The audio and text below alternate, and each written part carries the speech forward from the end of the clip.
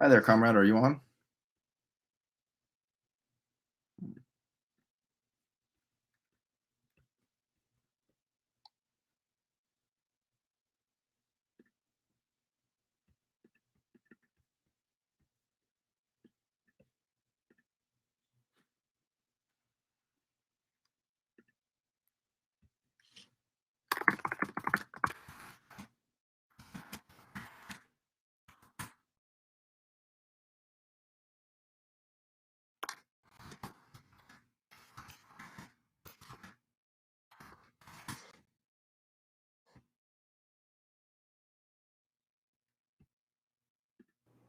There you are. Hey, comrade. Hey, how's it going? How's it going, comrade? Good to see you.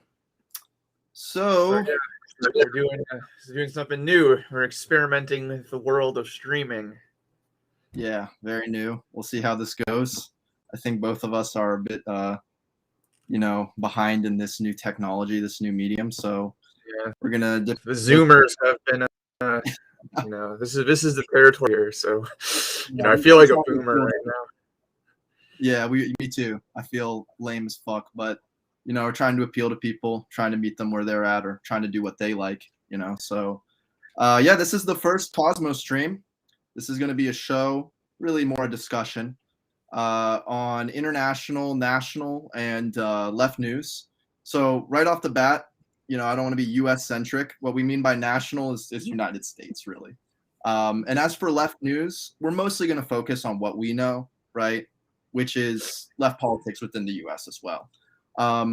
Really, hopefully, though, we will bring people from from all over the world to discuss news in their countries, their regions, as well as their own left, right?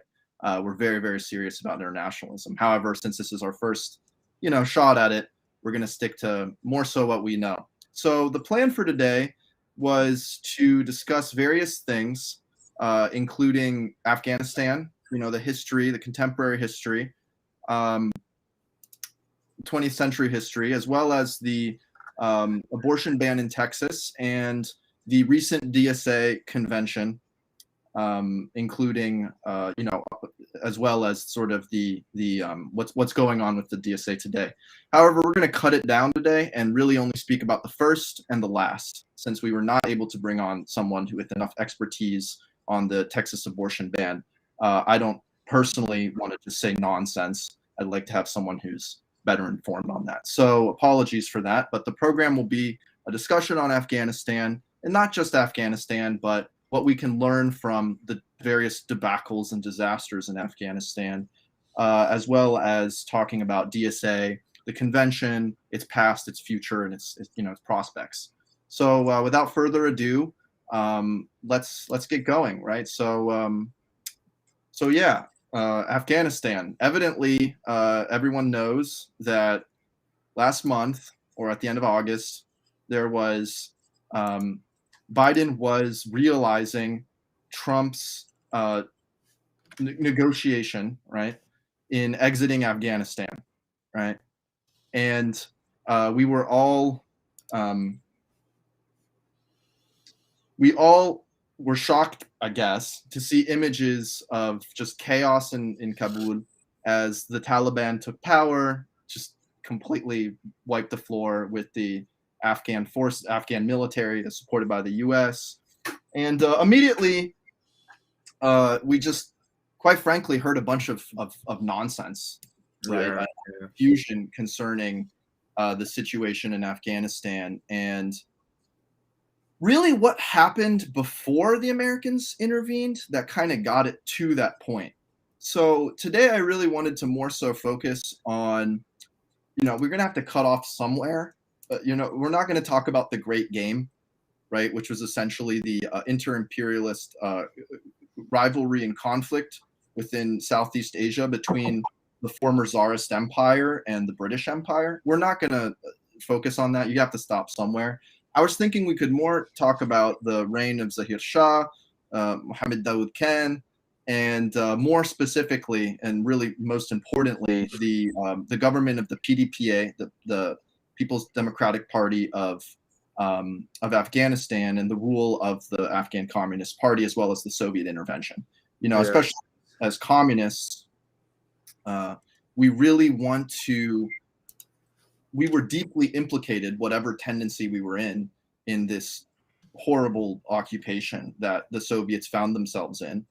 And we need to be very serious in analyzing it, very serious in understanding what happened, and very serious about, you know, coming to terms and reckoning with how much of a disaster it was and how much it hurt our image, you know, especially in places where we should have a lot of pride that we had won prestige, third world. So anyways, so without further ado, let's get into it, right? Yeah, the Soviet Afghan War is just such a depressing topic for me because, you know, you have a party, the Pdpa, which, you know, it's had very progressive aims. They wanted to liberate women. They wanted to modernize the country. They wanted to, fight against the reign of these extremely reactionary mullahs. And, you know, it was, you would think that, you know, this kind of bourgeois revolution would at least, you know, be able to get some support, would be able to, you know, actually rally the masses. But the case is that, you know, the PDPA's base of support, you know, they came to power on a very thin base of support, was focused in the urban areas, and rural Afghanistan essentially united against them and waged a jihad to, you know, wipe them out. And it created a situation where, you know, there was just a bloody occupation emerged, and,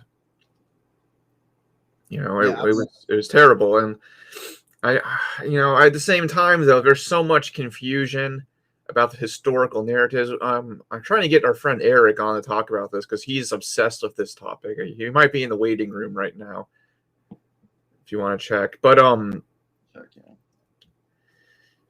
yeah, it's just, there's a lot of, like I was just saying, there's a lot of, like, you know, lies and bullshit in the Western media about this. You know, like, people act like Afghanistan was invaded by the Soviet Union because the Soviet Union was just this power-hungry empire that wanted to seize territory, and, you know, it was just this evil empire. And the truth is, you know, they did commit horrendous war crimes, but the actual nuances of the situation are more complicated than, you know, the typical narrative would be. I think that's one thing we should talk about. Absolutely. So the typical propaganda point is that the Soviets intervened, you know, stating bullshit about internationalism, but the genuine interest of, you know, Brezhnev, Andropov, et cetera, was the old czarist dream of a warm water port. So that's the typical propaganda point that people love to throw around. I've actually heard people from the former Soviet Union suggest that, but the evidence is overwhelmingly against that, which we're going to try to show. And this is not just some commie saying some biased stuff.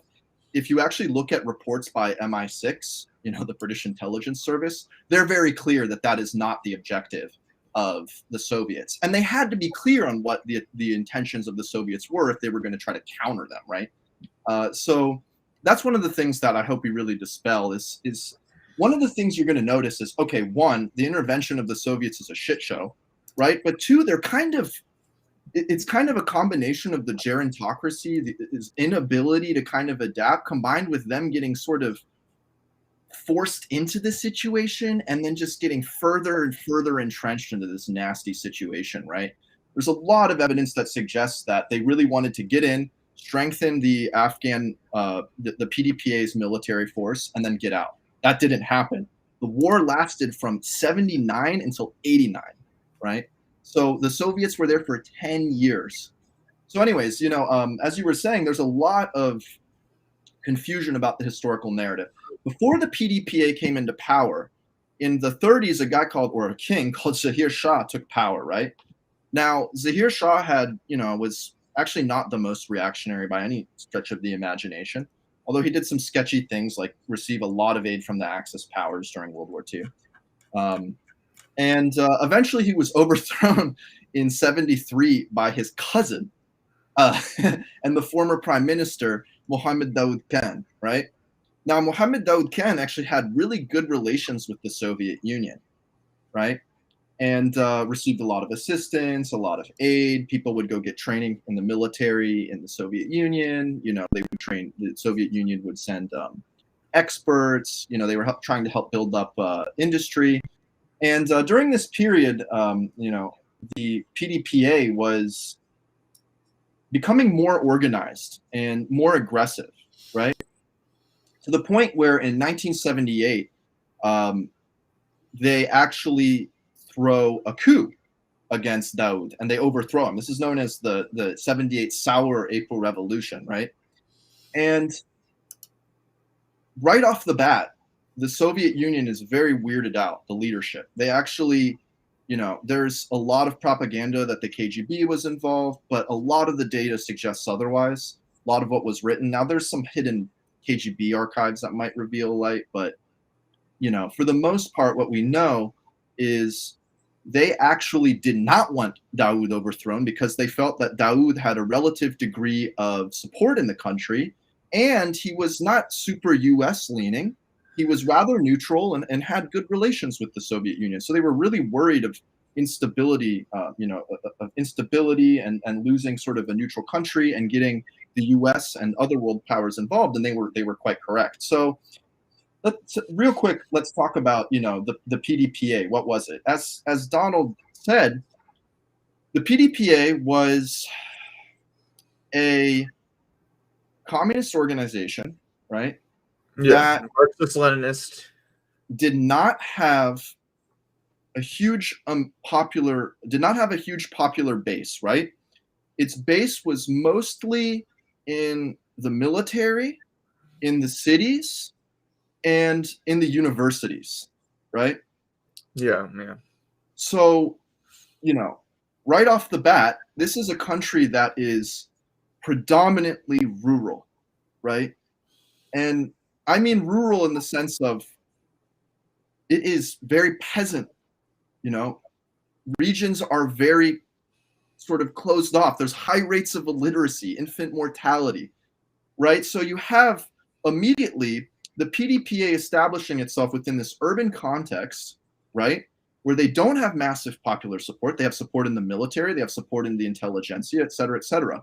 And on top of that, the PDPA is riven with horrible tensions, right? This is an example where factions form, but in such a context that there isn't productive interaction, right? On one side, you had the Parchamists, and on the other side, you had the Khalqists. Now, the Parchamists were more popular front, more into the bourgeois revolution sort of discourse, right? And they didn't believe that you could start building socialism as soon as you took power, if you took power, right? It's probably true, honestly, in Afghanistan. I mean, you don't have much of a proletarian base there. I mean, you could probably do, like, you know, some 5-year plans and stuff, but it's, you know, it's... Oh, we got Eric here. Okay, am I on? Yes. Yeah, you are. Welcome, comrade. So, yeah, we're talking about the different factions of the PDPA right now. I know you know a lot about this. Yeah, Kalk and Parsham. Yeah. So, yeah, about Parsham, you want to talk about that? Yeah, well, Parsham was more of like the moderate faction. Kalk was actually a lot closer to Maoism in terms of its loyalty. Parsham was more of a trying to build up like the national democratic character of Afghanistan. Agreeing with a lot of like the local liberals in Afghanistan and most policies, so just generally like improving the policies of women, general land reform stuff that you know, general modernization thesis, versus Kalk wanted to probably do like direct land seizures mostly and try to rush through things, specifically anti-clericalism, which made the peasantry very angry in Afghanistan faster than Parsham did. Yeah, definitely. So, so Kalk actually had a lot more support in the military, and it was definitely a lot more. How do I put it? It did also have slightly more support and focus on the rural areas, right? Was the Parchamists. So Parcham was actually founded in 1965, right, by Babrak Karmal. He's someone who's going to come back into the story, right? And Khalq was founded by two characters who are going to end up really getting into it, called Nur Muhammad Taraki and Hafizullah Amin, right? Yeah. So when so precisely as our comrade Eric was saying, right, they were a lot more. Parsham was a lot more into sort of the popular front. It was a lot more into the discourse of the patriotic and progressive bourgeoisie. Yeah, and Kalk was a lot more obsessed sort of with the kind of what they saw as a Stalinist Maoist line of forcing through socialism, right? So so in 73, right, the PDPA takes power. And as comrades were suggesting, they had some good intentions, I suppose. They wanted to achieve land reform. They wanted to improve education for the people. They wanted to improve the standing of women. But things very, very quickly got out of hand in the hands of the PDPA.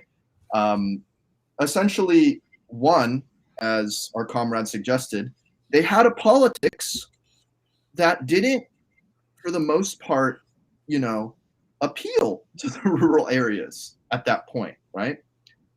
And the government that took power was headed by that show I just mentioned, Babrak Karmal Amin and Taraki, right? And immediately a power struggle developed where Amin was essentially trying to stack things in his favor, especially through his connections with the military. And so he was purging Parchamists and people who supported Taraki, right? And also, if their politics didn't have an appeal at that moment, they also made sure it certainly wasn't gonna get appeal because they imposed the terror. I mean, it was really fucking bad. Like, they started filling up the Pulicharki prison, which is a notorious prison built in the sort of Czechoslovakian style, as when you see movies of that kind of like snowflake shape, right? They kind of started just completely filling it to the brim. Executions, just the terror, right? And the Soviets were kind of terror on the population. Yeah, and the Soviets immediately were like, "Yeah, this is not going to work. We need to slow down." Well, the Soviets didn't really want a revolution in the first place. There, they had as you said, they had a kind of neutral ally there that they felt was safe. And look at Soviet foreign policy at this time period. They don't want to shake things up. They're not exactly it's such a far away line from the proletarian internationalism of the 1920s or even the 1930s at this point. Like, they're very much a conservative force, and they were trying to also achieve détente, right? Yeah, that was their obsession at this time. They were relatively happy to have I believe Mohammed Daoud in charge of Afghanistan, who was a very neutral force. It would be very good as a buffer state between them and Pakistan, which was a U.S. aligned client. And utterly reactionary. Yes, and utterly reactionary. So it's really in analyzing sort of quote unquote the origins of the Pakistani state, it's important to look at like Maududi and we'll talk about this Jamaat al-Islam, but sort of the role of reformist and more radical versions of what you could call Islamism in the most vague terms, right? So, but we'll get more into that. But yeah, I mean, they really didn't want a revolution because they kind of foresaw what was going to happen. An unpopular communist government was going to come into power. They were going to do everything to suppress opposition, and it was going to lead to terrible civil war. And that's precisely what happened, right? In December of 79, there's something called the Harat Uprising that occurs, right?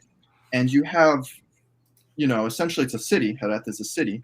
And you have a bunch of people marching in the streets saying, get rid of the communists, killing communists. It was a disaster, right? And the PDPA immediately sent troops and they put it down, but it was really the beginning of what was a civil war, right? So at that point, at that point also what's occurring is Amin has really won, the power struggle, right? And one day, or for a period, Taraki goes to the Havana conference, to go to a third world conference. And in that period, Amin has really engineered things so that when Taraki comes back, he's going to be completely in charge, right? Actually, Taraki is flying into Kabul, right? And they force him to stay an hour in the air. And Taraki is actually told it's under Amin's orders, right? And at that point, the Soviets are like, okay, we support, Taraki and Karmal in overthrowing Amin, right? So what happens is they actually supposed to have a meeting, right?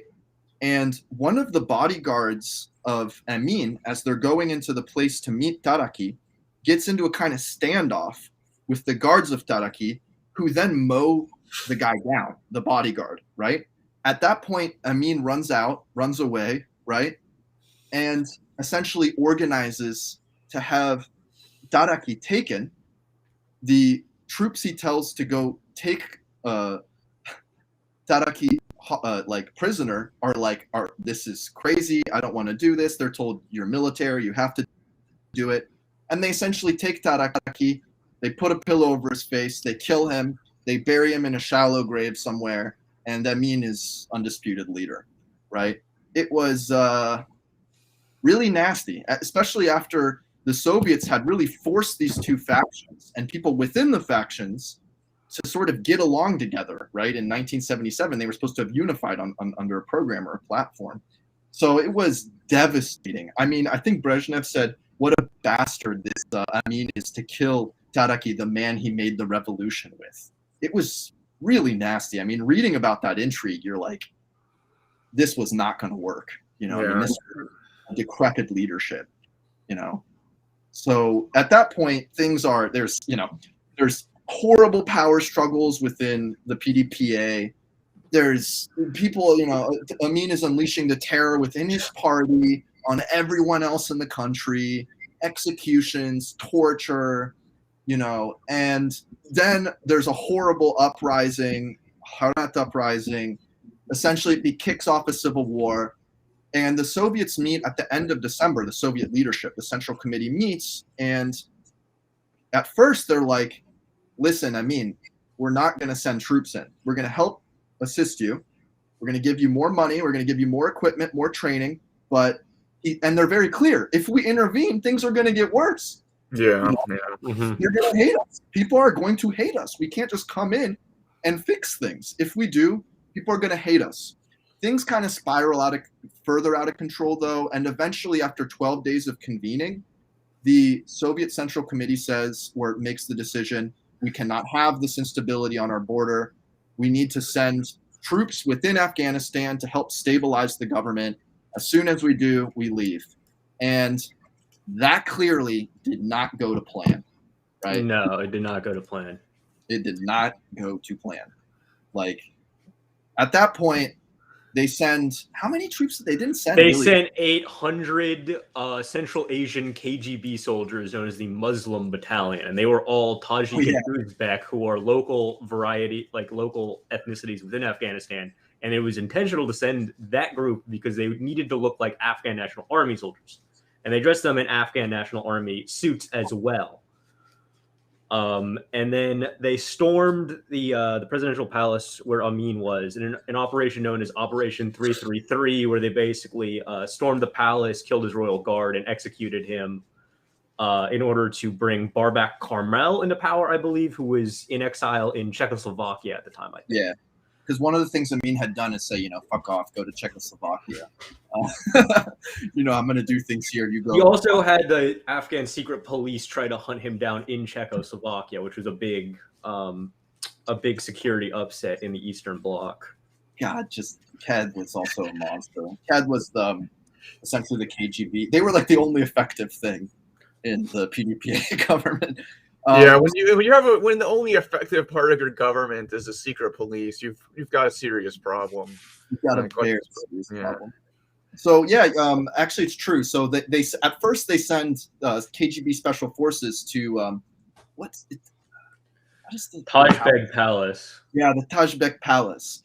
And it was like people should read on this. It was like reading something out of like, like it was like some counter. It was like Counter-Strike or something. It was just like it was also horrible. When they were supposed to take Amin prisoner, right? They ended up, because it was so dark in the house, dark in the palace. They ended up people were just shooting everywhere, like just they were killing their own people, like on each side was killing their own people. And actually Amin's 5-year-old son was shot in the chest and fatally wounded and died later. As well as his adult daughter.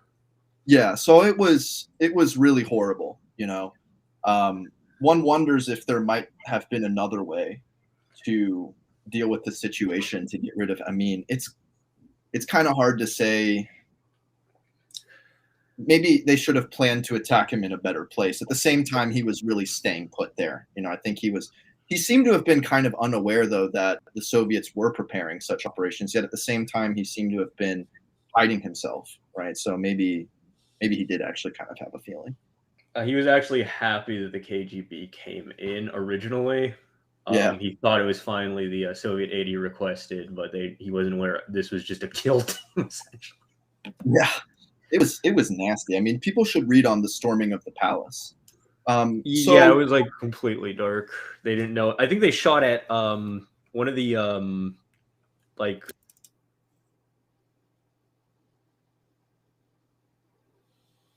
one of the commanders, right, walking out of the palace, I think got shot up. One of the KGB commanders, right? He walked out of the palace. People didn't know it was him, and they just sprayed him. So, no, it's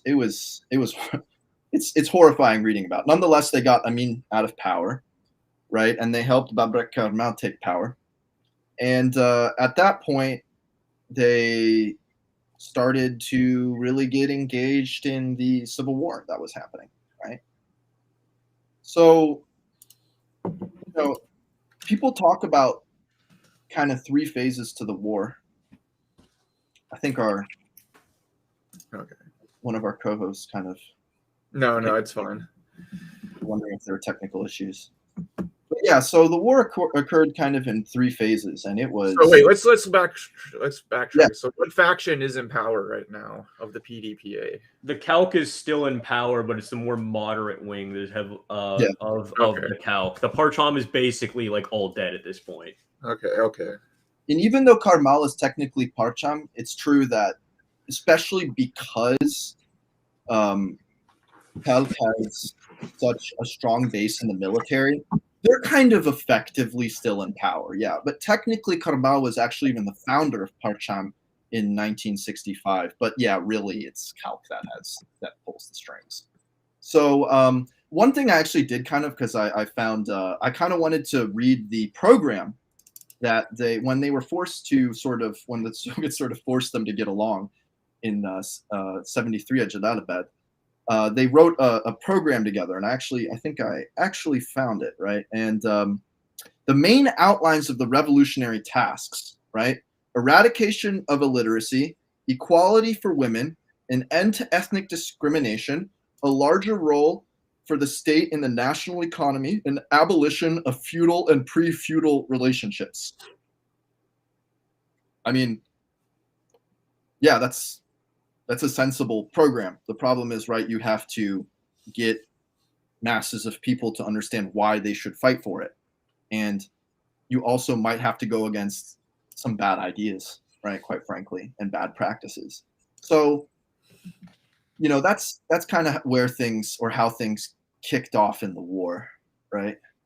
And past 79, I think it's in the late December that they start sending contingents, troops. It's the 80th, or sorry, is it the 40th? It's the 40th Army, right? 40th Army that they've been building up a year before in Uzbekistan, yes. Yeah, and they were placing them on the border, right? They eventually sent them in. And how many it was like tens of thousands, right? At first, not even like probably less than 200,000 troops, right? I think originally it was between 10 and 20,000, and they only went in basically just to secure the area around Kabul and a few other cities, and guard the pipeline that was pumping natural gas or oil into Afghanistan. Yeah, to keep routes open between cities, you know, Herat, Kandahar, Kabul. So, but yeah, at first they were very much localized in the cities, right? And then their role expanded because the Pdpa military was pretty worthless against, against the Mujahideen. Yeah, so the Mujahideen. So first off, you know, people hear this term thrown around a lot. Mujahideen means the one who does jihad, right? And jihad just means, people like to translate it as holy war, but it means more, you know, struggle, actually. And in not every context does jihad mean taking up a Kalashnikov and shooting people or blowing yourself up, right? There's many senses of this term, actually. In people like to talk about jihad al-nafs and jihad al-harb, the jihad of the self and the jihad of war, right? So right off the bat, you know, we throw around the term mujahideen a lot, but really what it means is, it means the loose group of quote unquote Islamist militants who opposed Soviet intervention, who took up arms against Soviet intervention, right? And there were many, you know, it was not well united at all. The Mujahideen, just like the Islamist movement in general, is not as united as, you know, as people like to believe. It was actually very riven. There was a lot of just, you know, kind of internecine conflict. People like the Mujahideen would fight, you know, different groups would fight in between each other, right? Mm-hmm. So, you know, there essentially, though, I think it's fair to say that politically the Mujahideen were on one or another pole, right? So you had those who followed something called, I actually mentioned it earlier, Jamaat al-Islam, right? Which was an Afghan version of a party established in the actually in like the 30s and 40s in Pakistan by a man named Maududi. And it was a lot more, let's say, reformist, right? It wanted to work within, quote unquote, the existing system to gradually get to the Islamic State, right? And it was headed in Afghanistan by a man named Rabbani, right? Now, the other wing politically was Hizb, was sort of centered around Hizb al-Islami, right? Hekmatyar. People know this name. It was led by Hekmatyar, but it was essentially a lot less. It was a lot less willing to compromise in any way, shape, or form, right? It was a lot more hardcore. Not maybe a lot more, but more so. And those two wings are never really going to get along. We'll see. You know, they're really just going to keep going at it.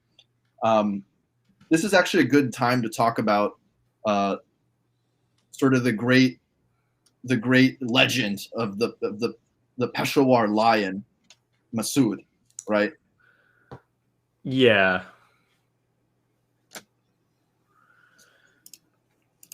Masood was just pretty much one thing that's important to remember in Afghanistan is it's very diverse, right? There are many different peoples, Uzbek, Tajik, Pashtun, right? And in the north, there's a gorgeous region. People should go look at photos. I mean, it's just like unbelievable. Peshawar is what it's called. And it's heavily, I believe it's Uzbek, right? It is majority Uzbek, yes. And I believe Masood is Uzbek. Yes, yeah. Well. Yeah. And Masood is going to establish himself as sort of the great rebel leader in that region, right? With not many forces compared, you know, I mean, there were hundreds.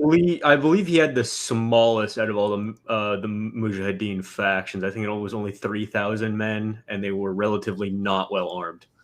Yeah, and I think at its peak, it had no more than the tens of thousands. You know. Yeah. Especially because it has to be remembered that so these Mujahideen were often centered around the villages, right? like the Kishlek or what they're called. Mhm.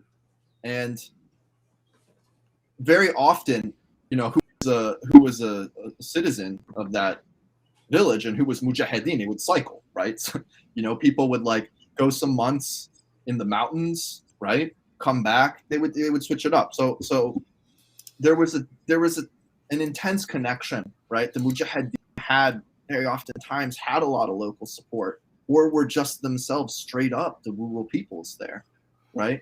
And they were given, you know, at the beginning, especially how poorly armed they were, did a lot of damage to the Soviet military. Like, it's kind of freaky to hear about it. Like, one thing they would do is they would like stay in mountain passes, and Soviet convoys would go through these narrow passes, right? And they would blow up the front and the back of the convoy, and they would just start going at it, right? Eventually, though, the Soviets started to get a little better at dealing with that. They were a lot less sort of like nonchalant about sending, what's it called? About sending caravans, right, or convoys through, you know, and they got to be a lot more about the what is it the Mi-6 is the helicopter? The Mill Mi-26. Yes. Yeah, there you go. And this became really like the war horse of sort of operations. They would kind of jump people from point to point with helicopters, right? So you know, that's in the beginning, the Soviets are just kind of trying to clear out villages and stuff. They're attacked and ambushed. There's a lot of guerrilla fighting on the part of the Mujahideen. The Soviets can't, every time they sort of establish a foothold in Kishlek or villages, they leave, the Mujahideen come back. It's just this horrible cycle. And things start really escalating. Well, first off, because civil wars do that, right? You know, there's Erno Meyer, right? He talks about the cycle of revenge and re-revenge in civil wars. You see that happening, right? It was a horrible civil war as much as it was an occupation. But things also start to take a really nasty quality because the Mujahideen become increasingly connected, trained, and armed by anti-Soviet forces, right? So I think it's actually worth speaking about that involvement. You know, everyone knows Charlie Wilson's War or whatever, and loves to talk about the Sputnik, or sorry, not loves to talk about the Stinger. Yeah. But it's you know, to counteract that myth immediately, actually, as a matter of fact, the Stinger missile didn't win, you know, the war or exhaust the Soviets. If you look at the figures, the Soviets actually adjusted tactics accordingly so that they didn't lose that many more helicopters after the introduction of the Stinger as before, right? So that's just Charlie Wilson, Tom Hanks propaganda, right? You know, so that's nonsense. But it is true that the arming, equipping, financing of the Mujahideen by outside powers does really start to give them a lot more of an edge, a lot more, not an advantage, but it really allows them to take it to the Soviet army. So I think that's something that people are often confused about, is how are the various anti-Soviet forces related to the Mujahideen?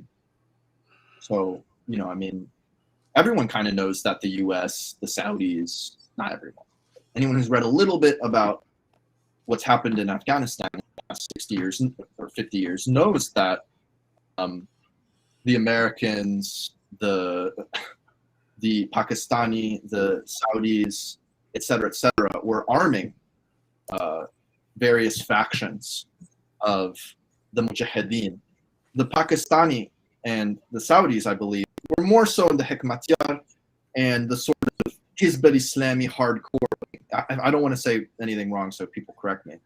But they were more so financing that wing, right? And actually the Chinese also. Yeah, the Chinese donated a lot of military weapons, typically Type 56 rifles. Yeah, stuff like that. You know, because oftentimes the Mujahideen would start the war with like Lee Enfields. We're talking World War I rifles.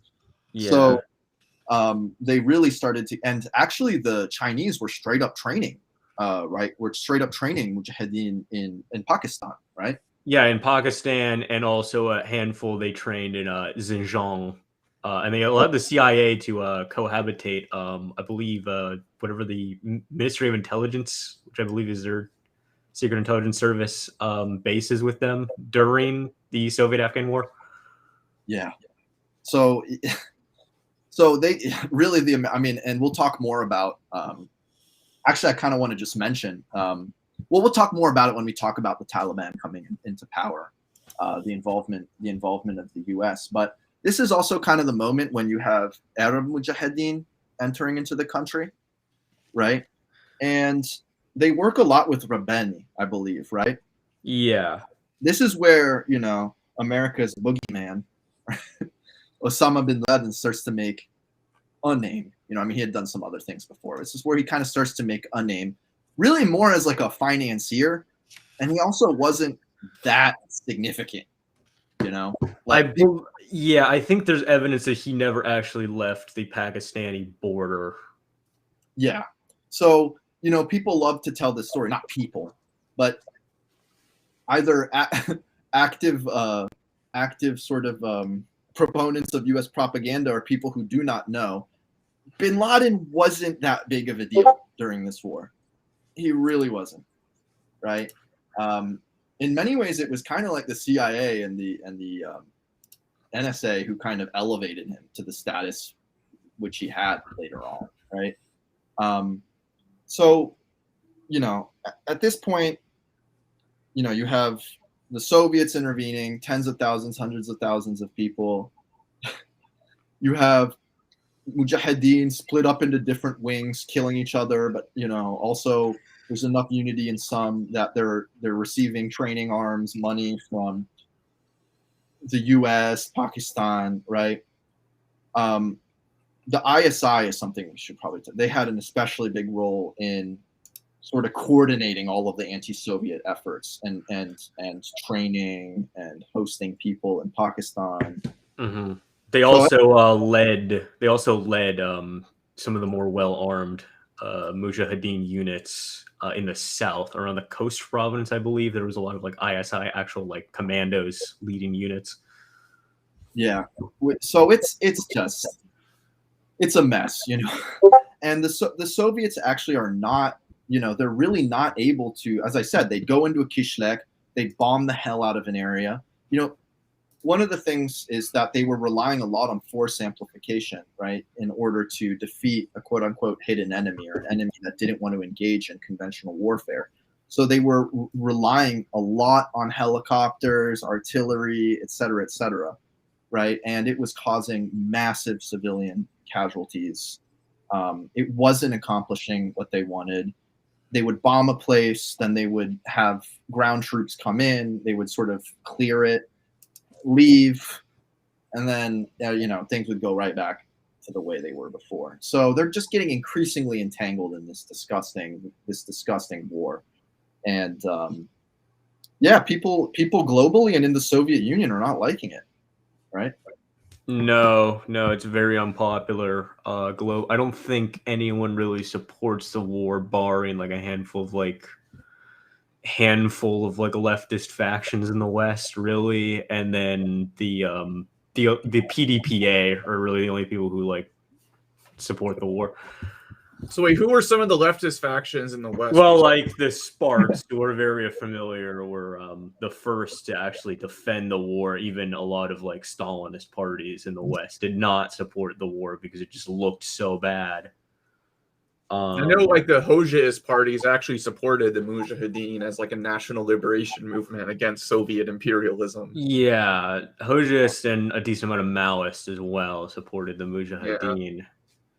Yeah, that ended up being a mistake, right? Yeah, that was a huge mistake. But I think, I can understand why someone in the West would support the Soviets.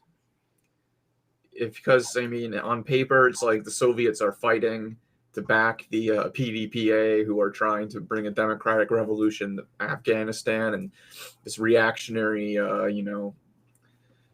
bunch of, jihadists funded by U.S. imperialism are trying to stop them. But I think, like, if you look at some of the war crimes the Soviets were committing, it becomes a lot harder. Yeah, the war crimes though tend to be exaggerated. Usually, most of the war crimes were just like flat out bombing campaigns, or the mass spreading of mines, or extrajudicial executions. But typically, the Western media try to manipulate it to make it seem like it was like much more of like U.S. death squad style stuff. So like personal mass killings of villages, like making mines look like toys so Afghan children pick them up, or like the mass rape stuff. As far as I'm aware, there's no evidence for like the mass rape of women by Soviets. I think there is, but that's also just sort of, that's what happens in war. Yeah, right? They were like making it seem like it was something that the like at the very least the Soviet army was not like investigating, which I've read a lot of books on it. It seems like at the very least, if it was happening, they were probably punishing people who engage in that behavior. Yeah, they were very serious. The leadership, especially the principled leadership of the military, was very serious about, here is Afghanistan. You must understand it. You must understand its customs. You must understand what to do and not to do with women, et cetera, et cetera. And there are many commanders who are absolutely disgusted by, as you said, the incidents of these crimes, right? There was, in other words, where there was the horrible incidents that come with war, and especially one side being more powerful, at least in military capacity than another, there was no it was not deliberate, right? And it was, as best as a lot of principled commanders could do, it was not, they were not allowed to get away with it always, right? But you also read about the lives of the Afghansi, the Russian and the Soviet soldiers there, and they're falling apart mentally. They're losing it. They're really just losing it. It was horrible. I mean, you're reading the accounts, and it's just like, it's unbelievable. I mean, I remember this, reading about, so one guy gets hired to work in the morgue, right? And he's like, okay, yeah, I'm not going to get see action. And he gets there the first day, and people, this just as a warning, this is very gory, but and he walks into the morgue room. First off, he says he smelled just death, like even before he enters the morgue tents. Goes into the morgue tents, and there are morticians wading through piles of body parts, trying to re-sew people together to put them in coffins to send them back home, right? I mean, and they're completely drunk. They're completely drunk because, they're in such a horrible situation that they just have to get hammered, smoke weed, do heroin. They're just fucked up. And the head, the guy walks in there and he's like, my God, what have I gotten into? And the head of the morgue looks at the guy and says, try to get this done, get drunk, try not to drink yourself to death. It was evidently something that was happening a lot, so people were falling apart, it was horrible. And atrocity, by the way, those bodies were cut up because the Mujahideen had captured some people in a convoy, cut them up, put them in bags, and sent them back to the Soviets as a gift, right? So yeah, it was really, really nasty. So, eventually, the war's so unpopular, the Soviets are spending hundreds and hundreds of billions of rubles. They've lost many troops. There's been a ton of civilian casualties. And when Gorbachev takes power, they start developing plans essentially in 86, right, to leave. 85, I believe, they started developing. They enter into peace talks. 86, they start entering peace talks, and they actually plan to leave in like 87, 88, but the Americans and the Saudis basically want to continue the war as long as possible, and they don't end up leaving until 89. Yeah, you're right. 86 was when, so at this point, Babrak Karmal is kind of losing the script. I think they also claim that he was just a drunk at that point. I mean, like, everyone was apparently just getting hammered to deal with it. Pretty much like Brezhnev then. He was Yeah. he was completely out of it. Yeah, everyone was out of it, right? And so at that point, the Soviets help Najibullah take power, right? And it's in '86 when they start to begin the project of national reconciliation. Is that correct? Yes, it is. Yeah. 86 or 88, I think. Yeah. So essentially what that was kind of the Soviets' original plans, right? For the Pdpa. We need you to form a broader coalition, right? Government. We need you to bring in nationalist clergy, whatever that means. We need to bring in more popular elements. In other words, you cannot just single-handedly hold power by any means necessary, right? So that was really the attempt of Najibullah and of the Soviets, right? Now, it didn't work, and eventually by '89, the Soviets are departing, right? Mm-hmm. And what happens next? Just nothing gets better, right? No. What does Najibullah hold on to power for 2 years? No, he holds on until 1993, so that would be 4 years, and then Kabul actually doesn't get taken until 1996. So it's 3 years for the whole country, and then 3 years of just ruling Kabul. Yeah. So at that point, by the end of the war, the Mujahideen are as powerful as they've ever been. They're still split up into many different factions, right? Those factions have some degree of political, a class, and a regional basis, right? There's no unity between those various factions. They had achieved a temporary unity. What was it in the Council of Seven? Or is it the Alliance of Seven? I believe. Yeah, the Alliance of Seven. Yeah. Yeah, they had achieved, a kind of pseudo union. But eventually, as the Soviets are leaving, everyone's asking themselves who's going to take power, and they just sort of the rivalries between these different factions start to really get even worse, right? At the same time, another group, right, is developing. The group we now know as the Taliban, right? Now, Talib means student in Arabic or seeker, right? So that's what their name is, the students, right? So they have, from what I can tell, there's a script. Okay, there are 3 scripts. There's one that's completely wrong, which is that the Taliban are the Mujahideen. No. There's another script, which is that the Taliban were essentially the Afghan refugees in Pakistan, right?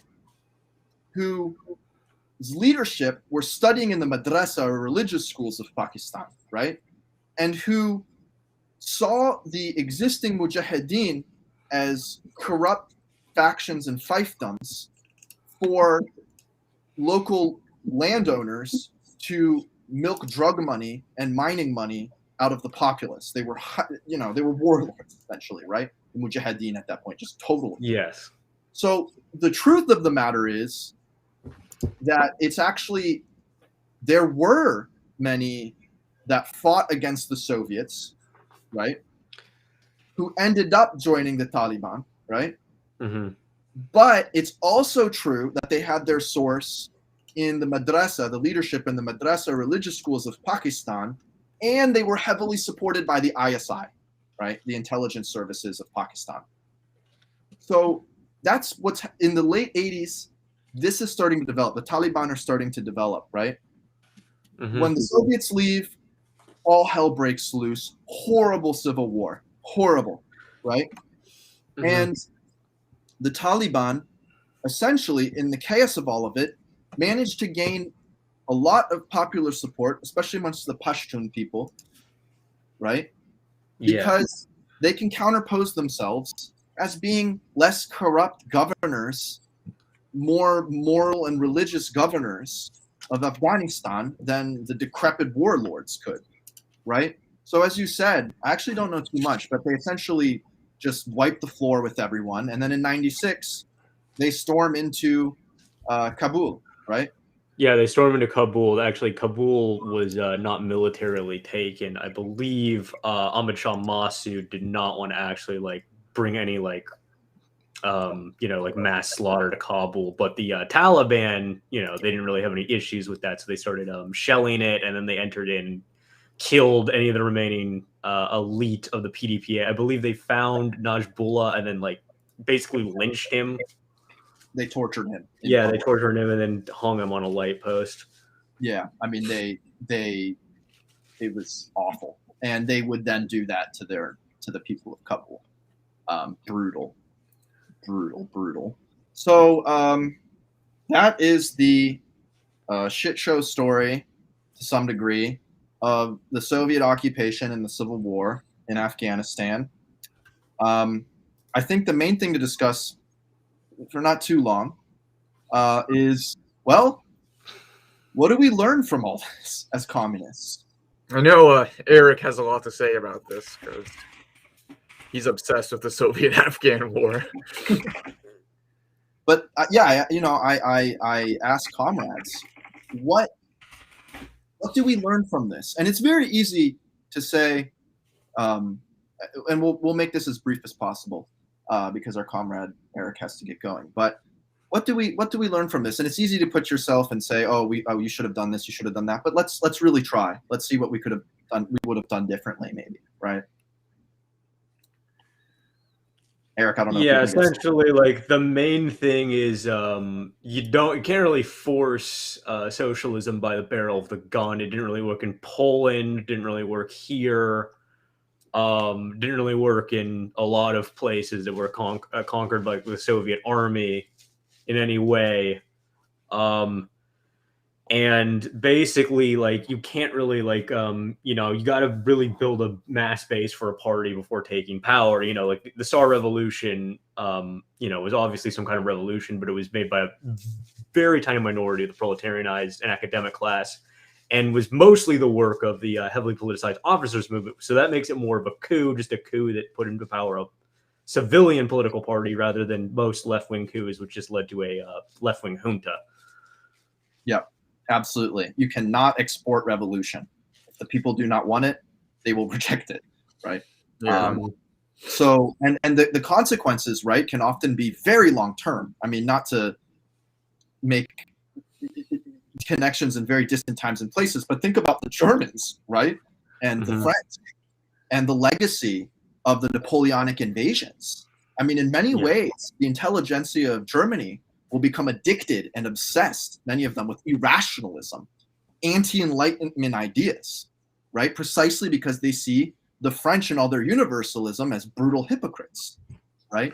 And so the legacy can be devastating, right? And another thing is that we have to be quite critical about the Soviet leadership. It's true that if they were to vacate Afghanistan and let the Pdpa fall apart, it is absolutely true that they would have had pro-Western, pro-Pakistani forces on their border and an unstable pro-Pakistani, pro-US, pro-Chinese enemy on their border, right? But at the same time, in order to deal with that threat, was it necessary to deploy military forces and occupy the country?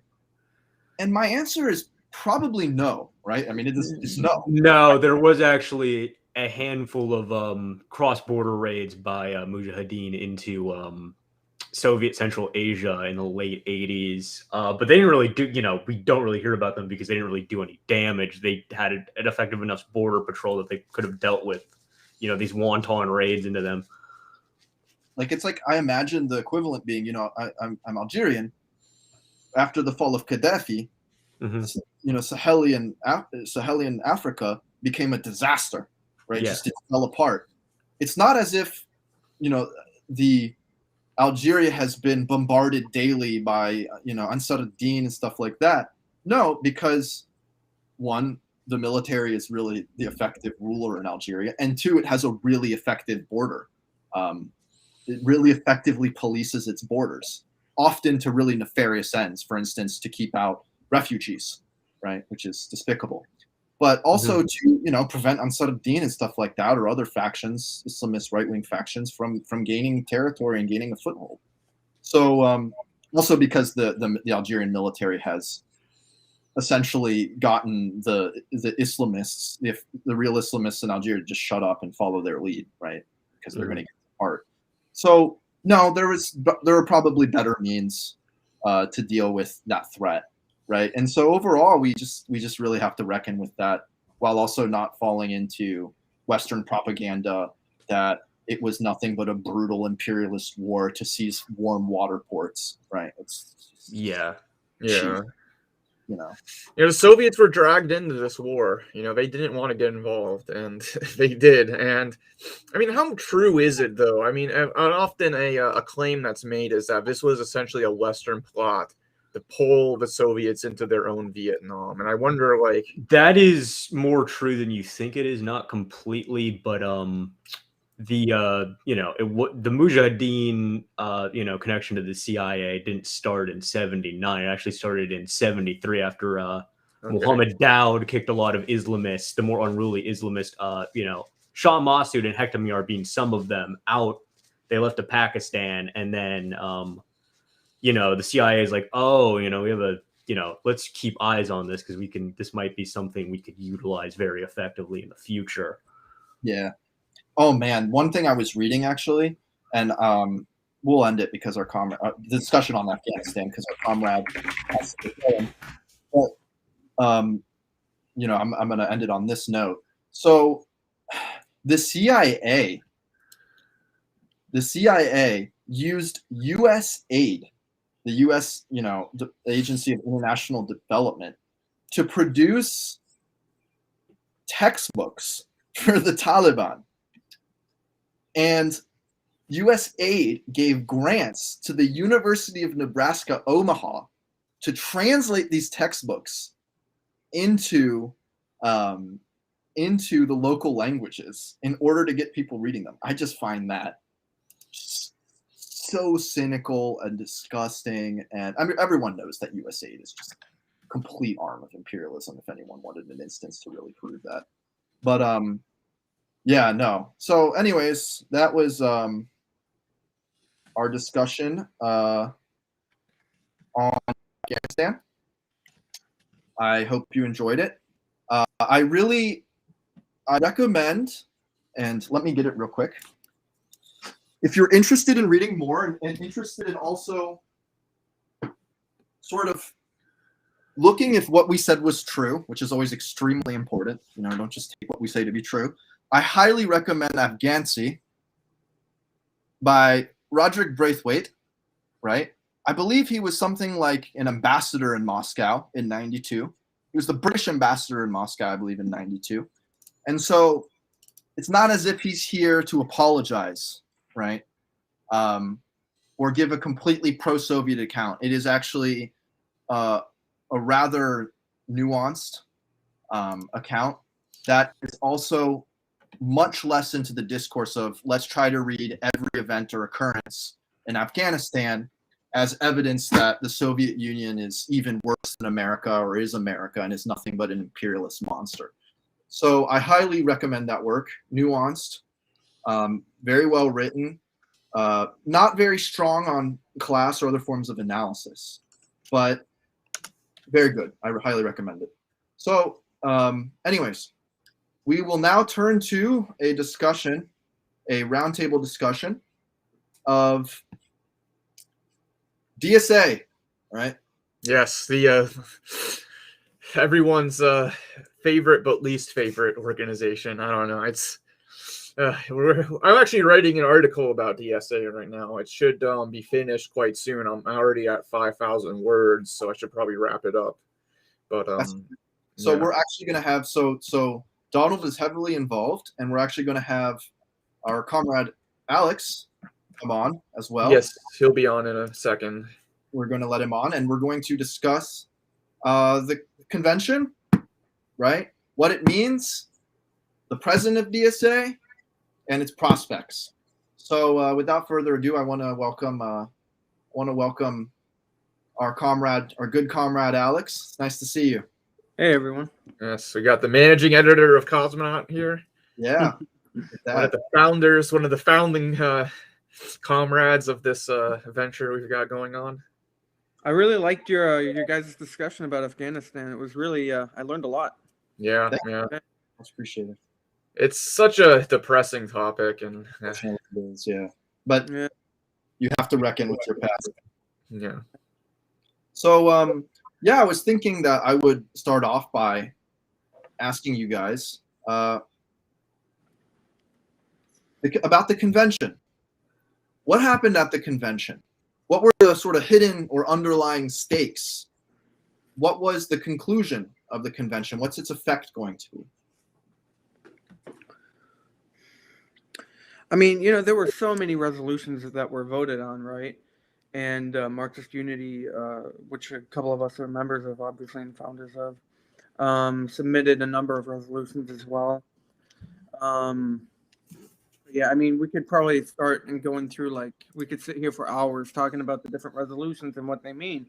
Because I do think there's some real insight to be gained from really analyzing the different resolutions that were proposed, that were voted for, that were voted against by convention. Donald, do you want to talk about what it was like being a delegate a little bit? It was a pain in the ass because the whole thing was online, and and one end it is kind of nice to be able to do other things while voting on stuff, and but at the same time, like, it was just there was tech issues with the voting system. Like, every time there was a vote, it would take like 10 minutes sometimes to actually count all the votes and deal with all the technical issues. And it was like you couldn't actually just talk to other people directly. There was a Slack channel where people were debating stuff, and it was just people could just spam the Slack channel, and you had I had 15 tabs open on my computer on my shitty little laptop that I had because I wasn't in Florida while I was doing the delegate stuff. And so I have to flip between all these different tabs and read the resolution and look at the convention. And anyway, but regardless of that, I would say it ended up working out. And the problem is not so much that stuff, but the actual results of the convention, which, to use a very Reddit term, it was quite blackpilling in the sense that none of the resolutions that we wanted to pass, or at least some of them that we were happy, some decent ones were passed, in the sense that it was organizational stuff, like the ones that would have organizationally changed DSA in a negative way, creating electing the national director, which at face value kind of seemed more democratic, but would have created a kind of dueling Bonapartist situation in the leadership. That didn't pass, which was good.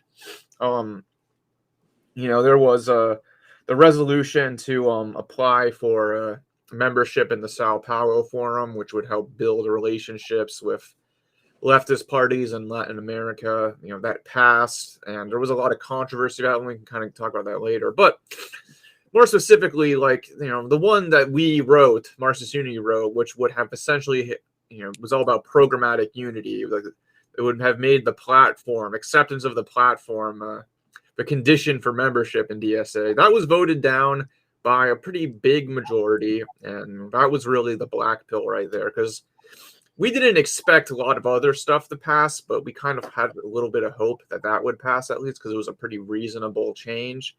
But that didn't pass, and a bunch of other stuff didn't pass. You want to pick it up from there, Alexander? Yeah, I was just going to say, with regards to the thing that we proposed to make the platform binding, the resolution, it was a defeat, definitely, and we were a little bit black-pilled about that, right? But in the end, we still have to see that 38%, if I remember correctly, of DSA delegates did vote for it. Mm-hmm. Yeah.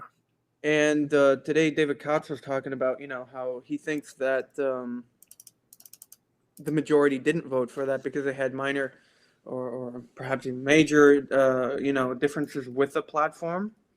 And I think it's really, it's going to be a matter of a protracted campaign to clarify that the purpose of that resolution was to push for programmatic unity. Because I think that still, many different organizations and many different groups, caucuses within DSA, they're still in that mindset of wanting purity, wanting wanting unity around different, varying theoretical little lines, many different little lines that characterize sects, right? Yes. Right. I think one thing we should talk about is precisely what we mean by programmatic unity, as opposed to fetishizing theoretical debates as a basis for unity, right? So I originally came from the ISO, International Socialist Organization.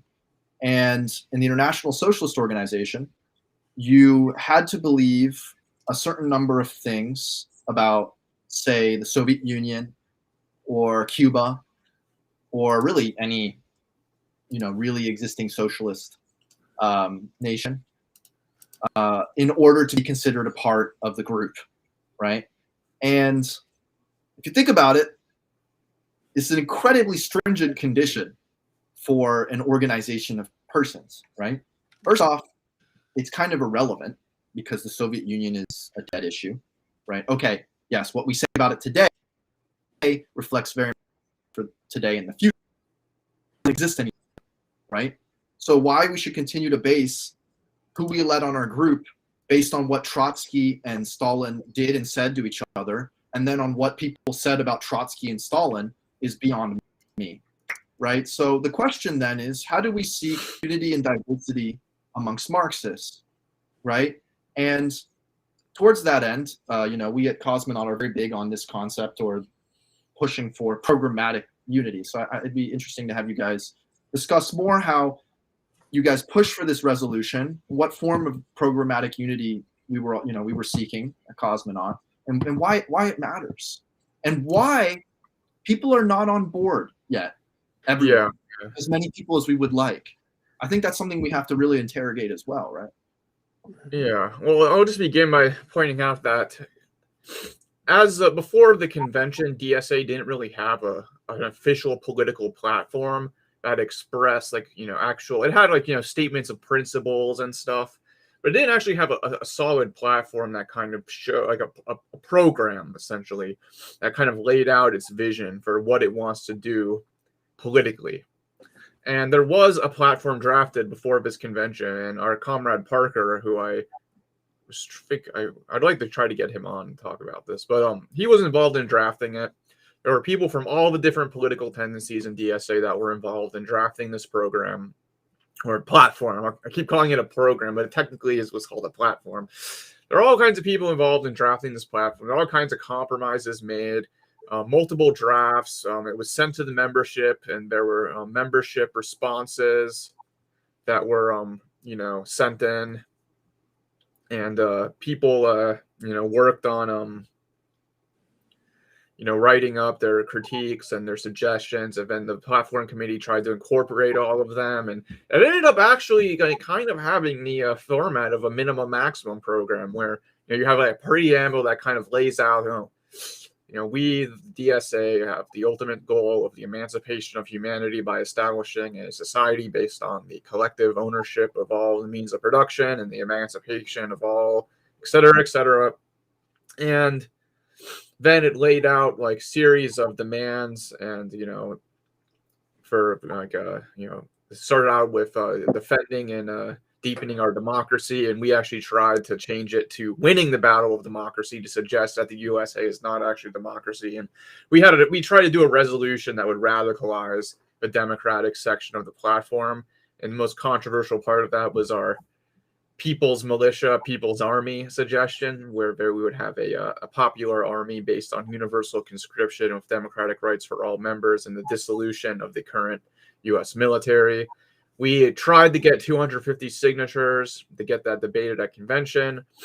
250 people did sign it, but not enough of them were dues-paying DSA members, so we weren't able to get that debated at convention, unfortunately. But anyway, there's a platform. It's voted on at convention and it is ratified.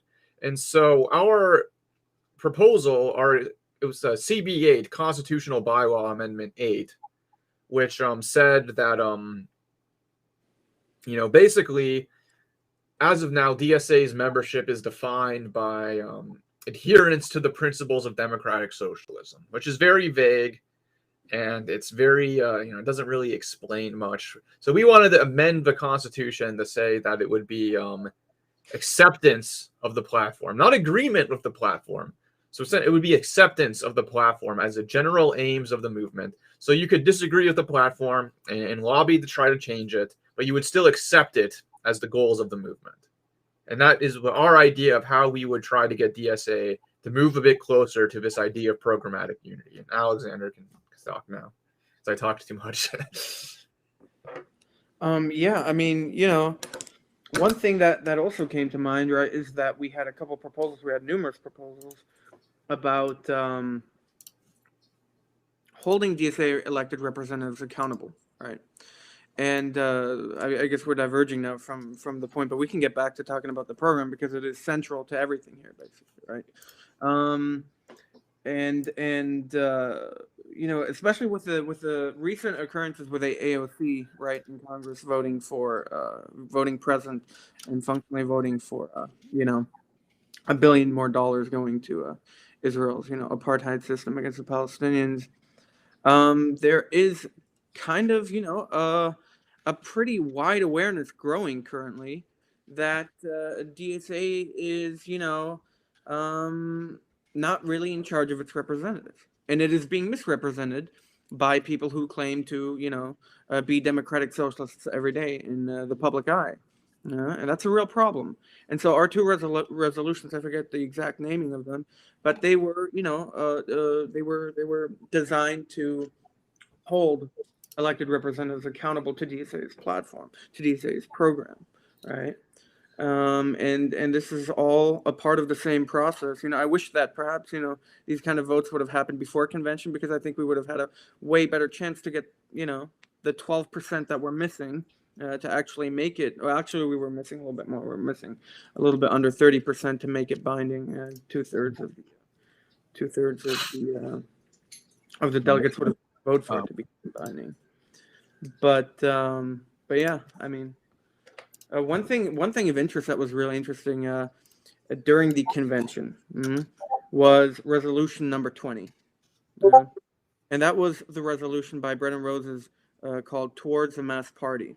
Yes, this was really frustrating. Sorry. Right, and this was really another climax. I think for us it was the climax next to the defeat of our attempt to make the platform binding. This was really another very big black-pilling moment, a little bit, because apparently a majority of Brennan Roses people voted in favor of amendment number 5 for resolution number 20, and the title of the resolution number 20 was "Towards a Mass Party," and amendment number 5, which passed by majority apparently in Brennan Roses, would have stipulated that, in fact, DSA should break with the Democratic Party going forward. Right. Now, I don't think there were any real concrete date set, and we as Marxist Unity, we didn't want to push to actually say, hey, tomorrow, we have to break with the Democrats. I mean, there are certain areas where, it is necessary perhaps to run underneath the Democratic ballot until more electoral reforms can be won, etc. But that resolution failed at convention, unfortunately. That amendment to resolution number 20 failed, and the last 2 years. Amendment 5 was the amendment, and right. We were all just like, we were looking at who voted against it and being like, "You're on the shit list. You're on the shit list. You're on the shit list." I mean, it's really literally the elephant in the room, right? Yeah, it is. And if you can't have your elected representatives follow what the organization wants, right? And if you can't organize independently without worrying about appeasing or not appeasing another party that is heavily connected to the state, then you are never, ever going to have your own organization with your own politics fighting for what we need, right? So it's all of these sort of amendments are all kind of, I don't want to say a surface, but they're all just so deeply enmeshed with a certain vision of what it means to have a mass socialist party, right? And I think we at Cosmo, you know, as you said, we are not going to be dogmatic about in certain moments running on the Democratic ballot, right, as a tactical issue, right? But strategically, we cannot rely on that. We absolutely cannot for many, many, many reasons, right? But you know, as you guys are showing, you know, we're really trying to get these amendments pushed through in sort of the background or the context of this larger debate that's revolving around a lot around the elephant in the room, the Democratic Party, right? So one thing that's incredibly you know, depressing, one thing that is discouraging, one thing that, you know, makes you very worried for further developments, makes me worried, is, you know, the fact that DSA is pouring a majority of its money every year into electoral campaigns, right? Now, we personally don't necessarily have a problem with investing a majority of the money. I mean, I personally think perhaps it could be a plurality or something like that. I don't know. I think that's a tactical decision, perhaps, you know, for an organization to make, for a party to make. But the unfortunate backlash of how that is currently being done, how electoral work is being run by DSA, has reacted in, has ended up in the situation where, you know, significant parts of DSA are completely against electoral work. I mean, the common reaction that you see all across the board in various caucuses is, well, why should we care? Why should we care about electoral politics? Why should we care at all? You know, the reality is we should just be investing in workers' campaigns. We should be investing in economic organizing, and that's what we should be focusing on. You know, and it really and I mean, obviously, we're not going to disagree that industrial organizing is an important aspect of building an actual mass party, but these kind of views in reaction are often tied to the kind of spontaneous delusions that are so common on the radical left, you know, that the Weekly Worker talks about so much. The belief that, you know, the working class, if it is organized at the point of production, will spontaneously realize its, you know, a power and its social interests and take power, you know. But that leaves out the whole dynamic of you know, party building, you know, of the need to actually diligently work hard to build parties and to actually, you know, propagate, you know, and to agitate on clear, you know, programmatic points of what it is that we want and how we get there and where to go concretely, right? yeah, the notion is And electoral campaigns are vital, you know, in that fight to popularize programs, right? they sort of crystallize all the conflicts going on in society. They give you a stage in which to speak about all those conflicts, our politics, why our enemies are wrong, why we need to get them out of power, et cetera, et cetera. It's just, there is within the representative governmental system we have, not democracy, it is probably the most powerful single platform for our ideas, right? And yeah, as you said, what's occurring is because of the way electoral work is being done, but also because of the politics of certain factions, right? There's this very rigid this very rigid distinction that's being made, right? Either you're for electoral work, getting, you know, whatever dem elected, or you are for direct action, right? And it is just such an unhelpful false dichotomy, right? Of course, there's the issue of where do you invest your resources in? That's a tactical issue in any area, right? But the notion that you should never ever do any electoral work, right? Or even that you should never ever be involved in say, a street movement or something like that. They're both false. It's a question of having to analyze concretely in the situation what will maximize the effect of our intervention, right? And so, you know, one thing though that is particularly frustrating, I think it's also personal, it's because I sort of used to come from that, is this very rigid anti-electoralism. You know, it's getting to be really frustrating. You know, it's also making it very difficult to unify sort of those who prize independence into an effective and meaningful outfit, right? You know, you have all those who are doing rigid electoral work, trying to vote this or that dem in, right? And they're actually getting a platform to some degree. They're spreading their ideas. And then you have very rigid anti-electoralists who are just kind of getting themselves into a corner, tailing this, now that, ephemeral movement. And it's just incredibly frustrating. What isn't about this? Unite. Let me say this, you know, I have seen in DSA, there are a lot of comrades in DSA who take a more anti-electoralist line. They say we need to focus on, you know, base building and social movements, not electoralism. Power is in the streets and in the strike, and not in it's not in the halls of power. People will say this, and this is why we should not focus on disciplining our candidates and breaking with the Democrats, because that's actually not that important. You know, this is just, you know, and it's like they end up taking a left-wing line, a left-wing sounding line, and to rationalize a right-wing position. Right. Or to allow a right wing to do whatever it wants, right? Right. It's left in form, right in essence. Like I don't know what that term comes from. I think it's like some Stalinist, Maoist thing, but it's true. That's literally what this kind of politics leads to. Right. I have to say though, I am really emboldened recently, very recently, in the last couple of weeks, about, you know, the impact that Marxist Unity has made, you know, and the impact that other comrades, you know, and other factions who agree with us on these points, you know, of having principled electoral strategy, you know, the impact that we've all made in the organization. I think it's becoming increasingly clear. I mean, you know, every single week that it continues with Biden not being able to pass a single fucking thing that he promised, you know, I think it becomes more and more clear that, you know, there's something really missing in the American political sphere, namely, you know, a principled workers' opposition. Mm-hmm. And, you know, I mean, the elections are coming up already, you know, in a year.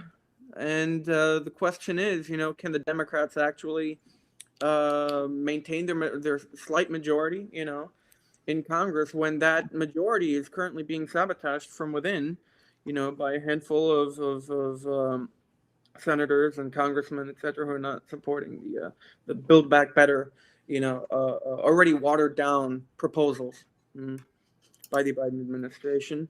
And they're sabotaged from within structurally, of course, as well in the Democratic Party. I mean, the reason why AOC voted like that is because, you know, in favor of the vote to give $1 billion to Israel is because, you know, there's a discipline in the Democratic Party. Yeah?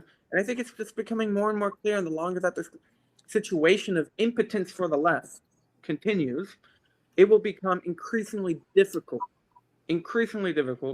for people to justify the status quo of electoral politics in DSA. So, you know, I mean, while we were incredibly blackpilled by the convention, for sure, you know, I was not that depressed about it because I can see these tendencies developing, you know, and I think time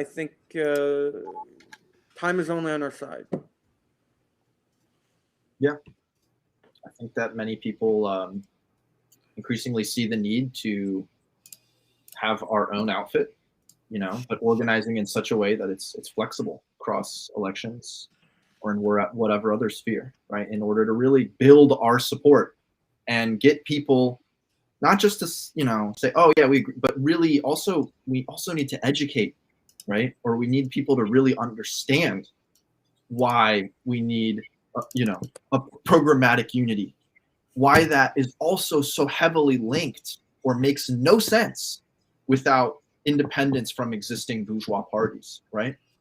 So, yeah, I think one thing that might be helpful for certain people who are maybe not hardcore DSAers yet, or whatever, you know, is a discussion maybe of the various major factions.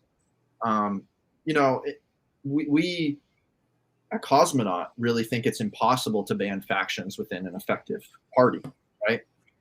And yet at the same time, we have the existence of factions whom we very seriously disagree with, and actually kind of probably see as deleterious to the efforts to build a socialist party. I mean, that's maybe quite harsh, but I think we can agree on that. Yeah. But anyways, it'd be interesting to hear you guys talk about the major factions at play right now, what they believe.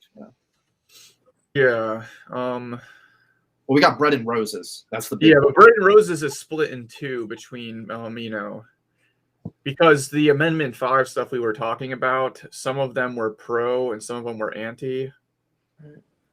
Like, there's basically two wings of Bread and Roses right now. The Eric Blanc wing, which was against the Amendment 5 stuff and that would like push for the dirty break, saying that right now we just need to focus on doing what we're already doing until we have enough power, and then in some undefined period in the future we can do a break with the Democrats.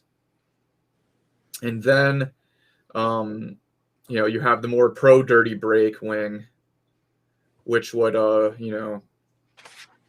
eventually break with the Democrats. It's still not good enough, but it is what it is. And but then you have a Socialist Majority and Renewal, which is like ex-Collective Power Network people, and they essentially are they just want to keep doing what DSA is doing right now, and saying that the DSA is a Democratic Party is just a ballot line, and it doesn't really matter if we run as Democrats, as long as we're building our own organization as well. And I think the Renewal / Collective Power Network people are basically more interested in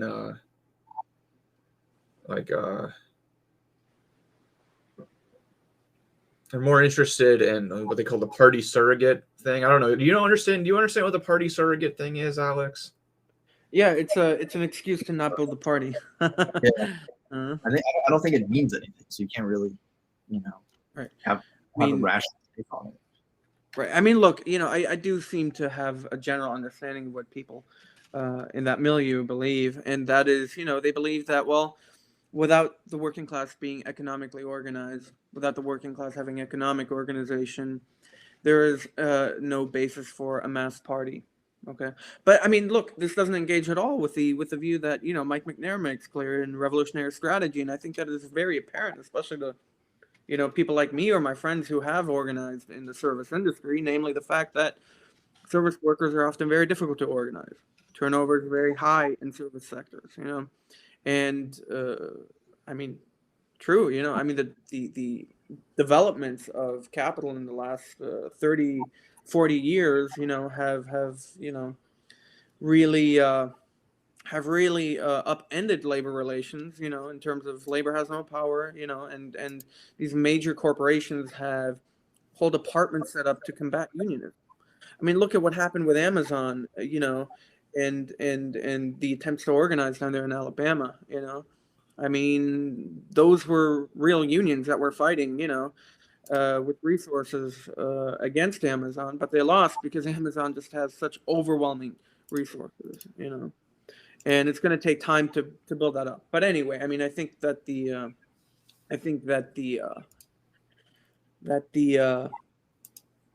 whole concept of the party surrogate or the pre-party formation and all these things, they are very much tied to, an economistic view of politics a little bit. Now, obviously, we don't disagree that the working class needs to be organized and that this is a major strength of the working class to actually fight. Of course it is. Strikes are how you fight, and if the working class is organized en masse, that will make our lives a lot easier. But then again, look at what Bernie Sanders did. We don't have unions in America. I mean, unions are at a historic low, but Bernie Sanders was able to popularize socialism, democratic socialism, through an insipid, campaign, over years and decades. He was one of the few people in America that had any prominence in the electoral sphere. And now, as an organization, DSA does have the resources because we are the biggest organization on the left in the United States, and we can replicate Bernie Sanders' success if we want to. If we want to be clear about it, what we want. I mean, the thing is, right, is if people don't organize in unions, understanding it as a significant, very significant, part of the struggle for power, right? Of taking state power, of suppressing a certain ruling class to do what it wants, right? Then people's beliefs in unions are just simply equivalent to the victories that that union will win. So when the union doesn't win, because we have overwhelming odds against us, people then say, well, fuck it. Fuck unions and fuck the political struggle, right? There has to be something more permanent beyond that, that motivates people to understand why they need to be involved in unions, right? Obviously, improvements in their conditions, huge, huge motivator, right? But when they lose, what is going to keep them fighting? What's going to keep them fighting? Understanding that nothing will fundamentally change unless there's an engagement in the struggle for power in society at large, right? And it's that very struggle for power that's even going to give them the levers to more and more win those fights, right? Yeah. Improvements. You know what I'm saying? But I mean, how many times have we seen people get blackpilled because they engage in a union struggle, they lose, and then they say, well, we can't ever win, right? And then they develop really, I mean, I've seen it over and over again. It's really depressing. It's really, really depressing, honestly. Right. Like, so that's one thing is like, we're never never ever downgrade the importance of like fighting for daily improvements in living conditions, wages, and issues of racism and harassment. But we really have to have a permanent basis to motivate people, get people involved, right? You know what I'm saying? And if people, if the CPN people believe the only thing that's going to motivate a human being is whether or not they win in every instance those improvements, it's very cynical if you think, and they could never actually believe that people would fight for socialism or for a new kind of society. It actually turns out that, it's my belief, maybe I'm a weirdo. It's my belief that people don't want to reduce their meaning in life to daily struggles, right? They want a higher meaning in life, right? Right. Really want a meaningful vision. And that's something I think that, often people really lose sight of. I mean, people will do just as much as people will do crude things for whatever, temporary ends. Human beings also surprise us in doing really simply incredible things for very noble ones. Right? You know what I'm saying? I mean, so I think of the early Christians, right, in the Roman Empire or something. And it was a real risk to take. It was a vision of the world that they had to live and die for. Right. Or the Vietnamese. Yeah. The Algerians, I mean, so and that's why the Vietnamese won, right? The North Vietnamese, right? It was because, I mean, they would say it over and over again. You Americans come, to bomb us. You have no reason to be here. We're fighting for our nation, right? We're fighting for a future for our children, for our brothers and sisters, right? That's going to get someone really. We need to inspire people in the same way, and have this inspiration also make a context of all of these daily struggles. Otherwise, you get fucking blackpilled, with the series of losses. So that's one thing. One thing I don't understand, quite frankly, is what is the distinction between CPN and Bread and Roses? I mean, it seems to me that CPN in many ways just takes Bread and Roses propositions to their logical conclusion. And Bread and Roses was opening the door for that. Yeah, it's Bread and Roses, like I said, in Bread and Roses, in theory, wants to actually do a dirty break. Whereas CPN/Renewal, I mean, I guess CPN technically doesn't exist anymore, but their position is best represented by the leadership slate around Renewal, is essentially what we need to do is essentially build within the Democrats, and eventually, what we will have is a a party surrogate within the Democrats that will be able to mobilize people. And then, maybe in the future, when we have like 1 million DSA members, we'll have our own party. I think that's the line that's the most, like, I have heard them say that in, once we build up DSA to 1 million members, we can have a party. And my answer to that is, if you want to get 1 million members, you have to act like a party and organize like a party.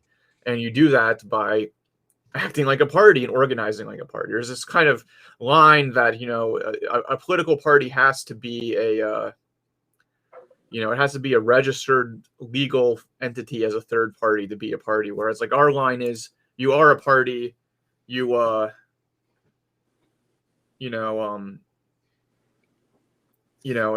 to be a party, you have to, be registered as a legal third party. And our answer to that is, you need to act like a party, regardless of your legal registration. And to do that, like we said, we need programmatic unity. We need to discipline our electoral representatives, and we need to have strong institutions. And I think, everyone would agree on the strong institutions part. And everyone agrees in theory that, we should discipline our electeds. They just don't want to actually do any concrete stuff. Right. Right. The question is, what are strong institutions, though? Right.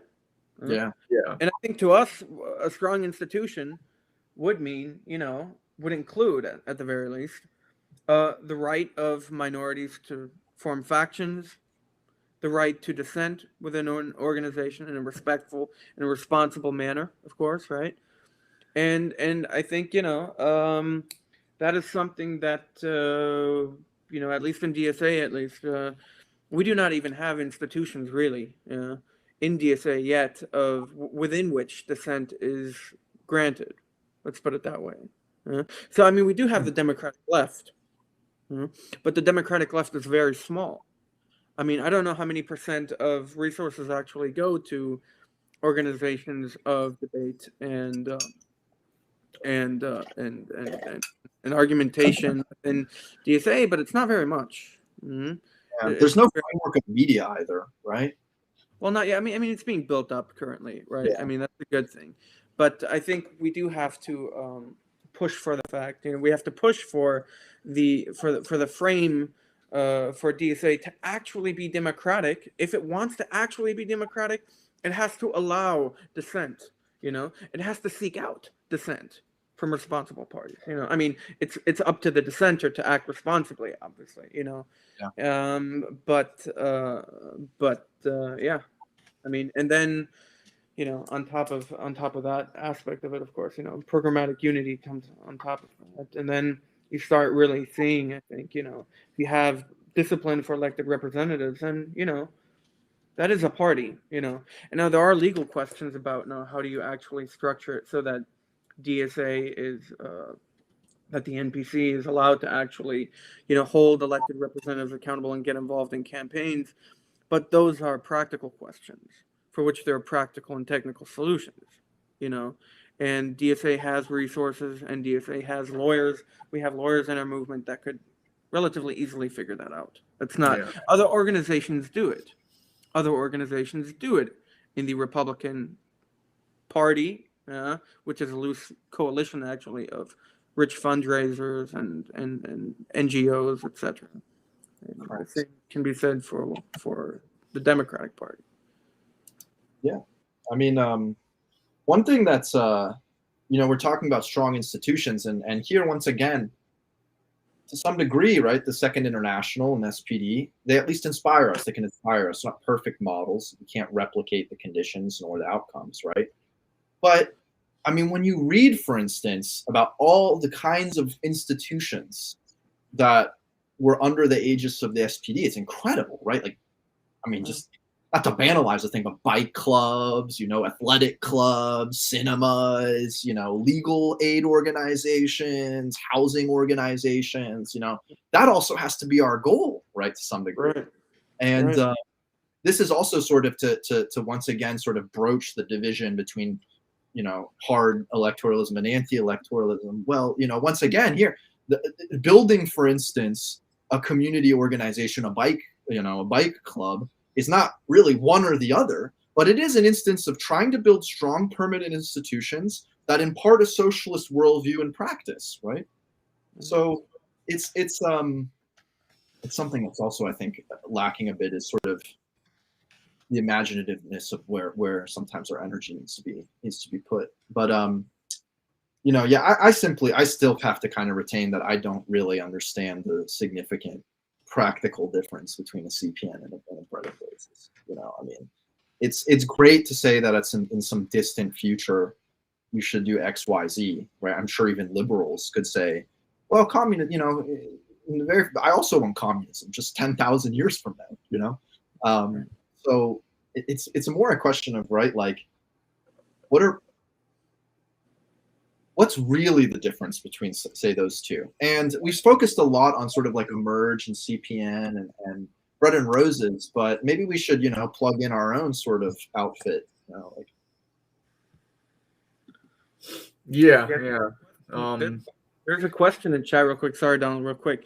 What do you say to people who think those institutions are distractions from the real work? I mean, I would say,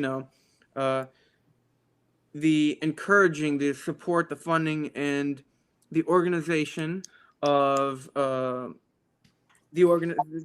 kind of organizations that Jamil was talking about, bicycling clubs, rowing clubs associated with the Second International, etc., singing clubs, workers' singing clubs, all those things.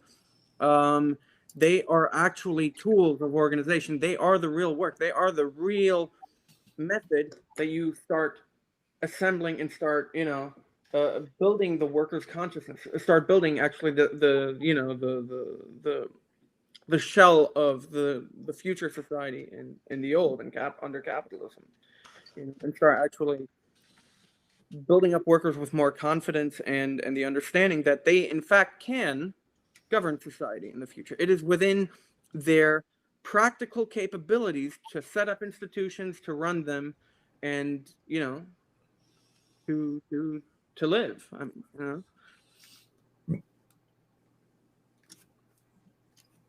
Yeah, please feel free to comment in the chat. Sorry, we're quite new to this, so Yeah.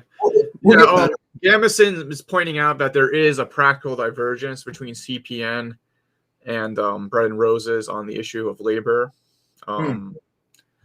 CPN's labor is more about, I would say that originally their thing was like organizing the unorganized and forming new unions, I think, but lately they've kind of had like they've been more pro-labor bureaucracy, I think, is like, they're really against the rank and file strategy, it seems, because it kind of is like saying that we need to, like, go up against the labor bureaucracy, and the CPN people, they don't really like that. I think it's kind of comes with their, in my opinion, is a tailist, popular frontist approach that aims to kind of make allies within the Democratic Party, which is often allied with the labor bureaucracy. And their argument is that you can't shit on the labor bureaucracy without shitting on the union workers themselves, because that's their union, and you end up, alienating the workers. And I don't think that's true, but there also is the issue of international politics. I think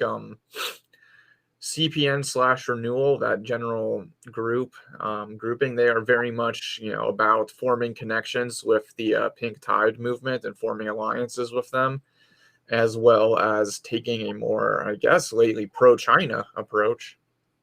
It seems that's the direction they're going in.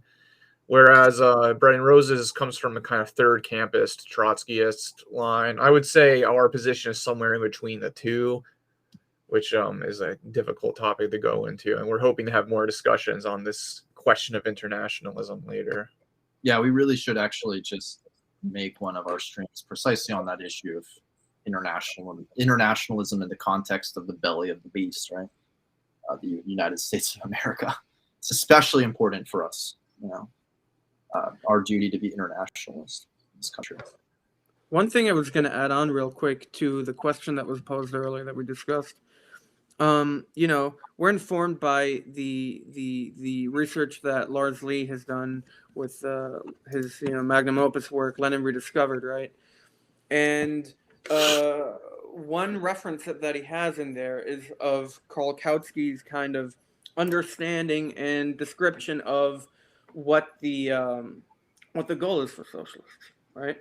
And one of those goals, one of those means for us to understand what it means to actually build a socialist movement and to radicalize the working class is Kautsky's circle of awareness, right? And so clubs like that Jamil mentioned earlier, right? They are tools. They are tools because with those clubs was associated the whole milieu of newspapers, of magazines, magazines that focus on that particular recreational or sport or cultural activity, but, are owned by the party and have political views within them, obviously, as well, right? Marginally or whatever, that are from the perspective of a working class person, And so that newspapers, and the whole milieu of magazines and media that you see associated with the Second International was an integral part of actually increasing the awareness of the worker and helping them to gain the understanding that it is what their mission is historically, right? To abolish capitalism and liberate humanity. Yeah, and also kind of I'm not anarchist, but in a kind of way, it's a society within a society, right? Right. So you're trying to sort of instill and practice being a socialist, right, in the capitalist world, being part of that community, seeing yourself as that part of that community, an open one that wants to embrace, the proletariat, but nonetheless as part of a community, right? So I think Gamison actually says something really interesting, which is a lot of the split in CPN and also just kind of groups involved, and sort of the fact that these kinds of groups don't like each other. We do live in a society. It's true. Hopefully we can live in a socialist society within capitalist society and extend it and overthrow capitalist society. Yes. But we do live in a society. It's true.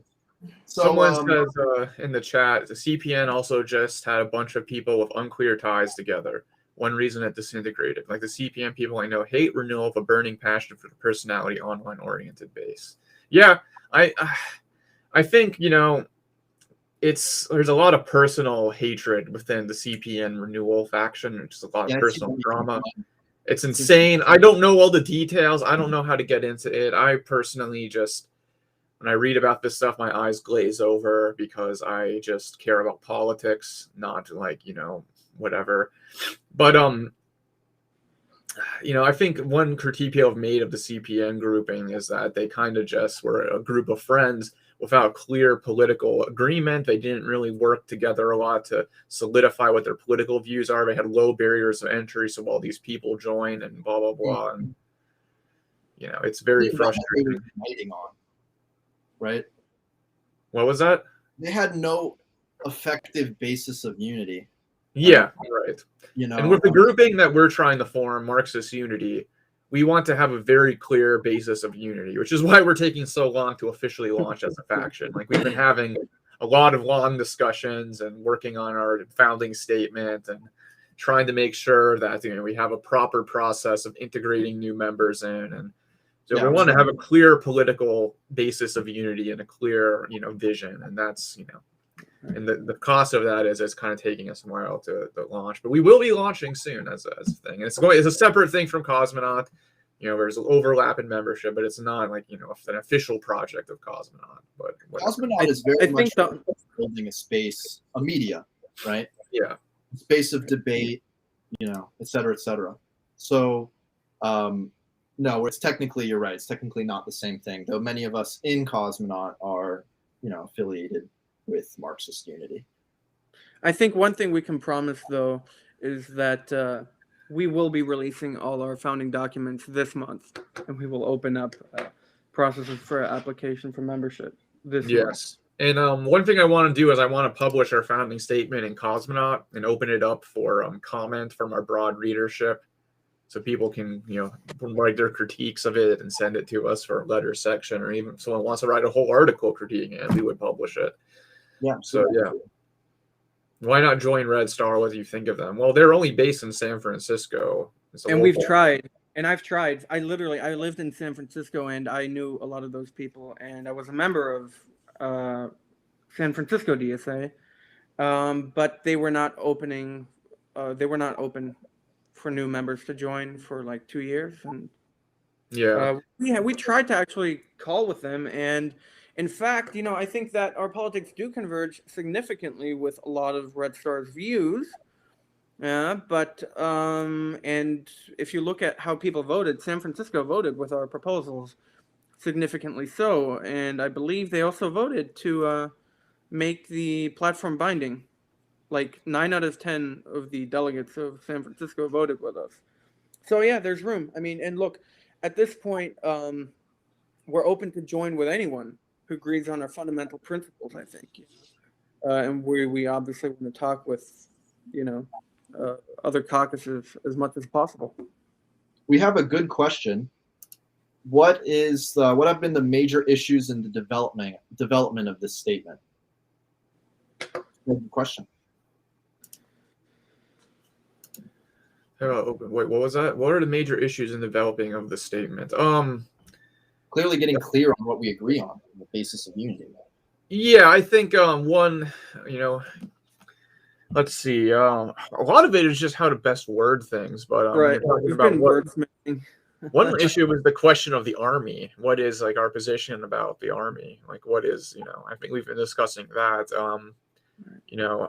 What does it mean to actually dissolve the army? How do you split the existing army?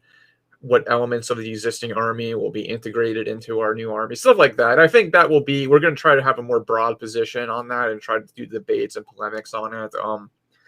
I think the question of the party is, to what extent, what is our relationship to the existing efforts to run on the Democratic ballot line?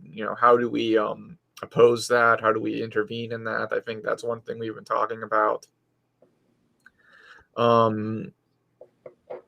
Just also making sure all our bases are covered. A lot of it was based on what is a formatting going to be, what is what are, stuff like that. But I think there's a lot of agreement on stuff, and we'll be releasing it soon enough. We're almost done with it. We're kind of working on what the immediate issues, the immediate steps that we want to take.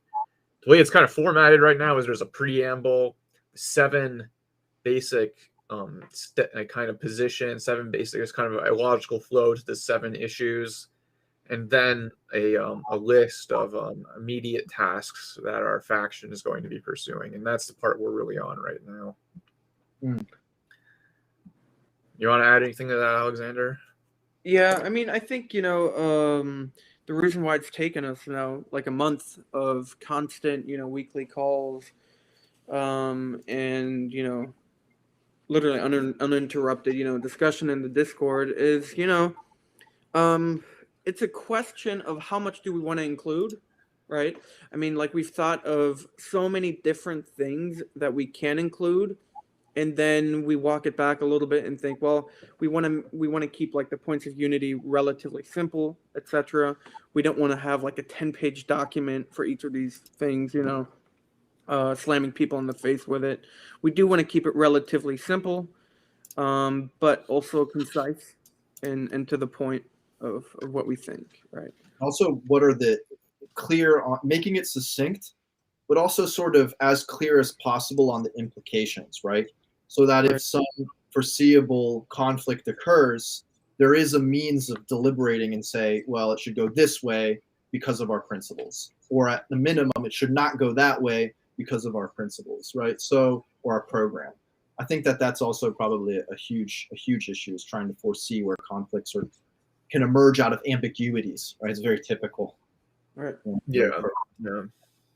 So anyways, yeah, so we're going to start wrapping it up. This was our first attempt at streaming. This was the first CosmoStream.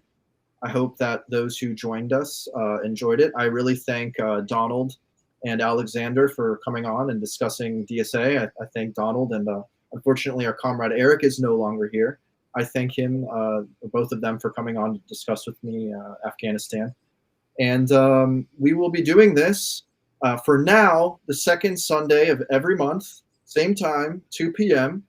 But we will probably add other content to the stream, and we very well may do this CosmoStream, the news sort of section, more frequently than once every month.